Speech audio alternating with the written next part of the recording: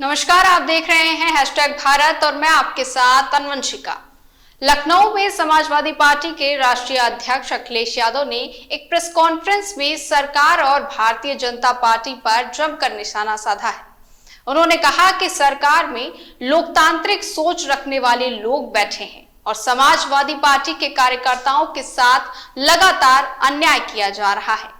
वहीं उनका आरोप था कि सपा को बदनाम करने की कोशिश हो रही है और असल में ये लड़ाई संविधान और लोकतंत्र को बचाने की है।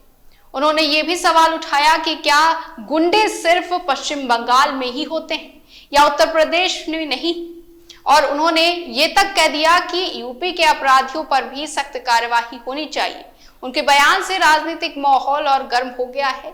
अखिलेश यादव ने पश्चिम बंगाल का जिक्र करते हुए कहा कि वहां ममता बनर्जी की ऐतिहासिक जीत होने की संभावनाएं हैं। उन्होंने सुरक्षा व्यवस्था पर भी टिप्पणी की और कहा कि अलग अलग राज्यों में फोर्स की तैनाती को लेकर अलग अलग नीतियां अपनाई जा रही हैं, जिससे सवाल खड़े होते हैं। वहीं उन्होंने ये भी कहा कि जनता आने वाले चुनावों में इसका जवाब जरूर देगी। इसके साथ ही उन्होंने केंद्र सरकार और चुनावी व्यवस्था पर भी सवाल उठाए और आरोप लगाया कि सत्ता पक्ष अपने हिसाब से सिस्टम को प्रभावित करने की कोशिश करता है। वहीं प्रेस कॉन्फ्रेंस में उन्होंने कई अन्य मुद्दों को भी उठाया। उन्होंने कहा कि सरकार में आरक्षण और सामाजिक न्याय को कमजोर किया जा रहा है और गरीब और साथ ही साथ पिछड़े वर्गों के अधिकारों पर असर पड़ रहा है।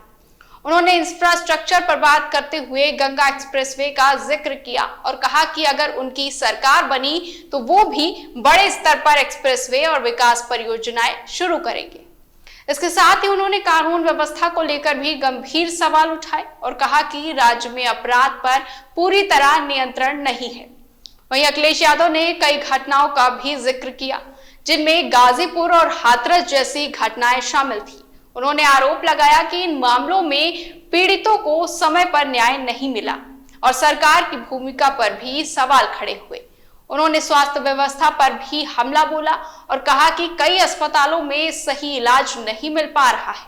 यहाँ तक कि कुछ जगहों पर मरीजों को ऑपरेशन थिएटर से भी सुरक्षित बाहर निकलना पड़ता है। ये बयान सरकार की स्वास्थ्य सेवाओं पर गंभीर सवाल खड़े करता है। उन्होंने लखनऊ और अन्य जिलों में जमीन और विकास परियोजनाओं को लेकर भी आरोप लगाए और कहा कि भूमाफिया और सत्ता के गठजोड़ से कई योजनाओं में गड़बड़ी हुई है। उन्होंने ये भी कहा कि कुछ मीडिया संस्थानों को पिछले कई सालों में बड़ी रकम दी गई है, जिससे सवाल उठते हैं कि क्या मीडिया स्वतंत्र रूप से काम कर रहा है या नहीं।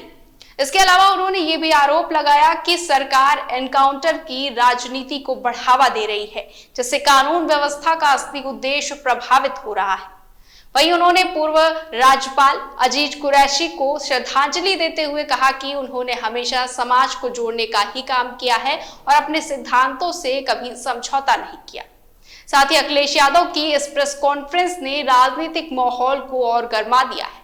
उन्होंने सरकार पर कई गंभीर आरोप लगाए हैं और इसे लोकतंत्र, न्याय और सामाजिक समानता की लड़ाई बताया है। अब देखना यह होगा कि इन बयानों के बाद राजनीतिक हलकों में क्या प्रतिक्रिया आती है और आने वाले समय में ये मुद्दे किस दिशा में जाते हैं। फिलहाल के लिए बस इतना ही। बने रहिए #भारत के साथ।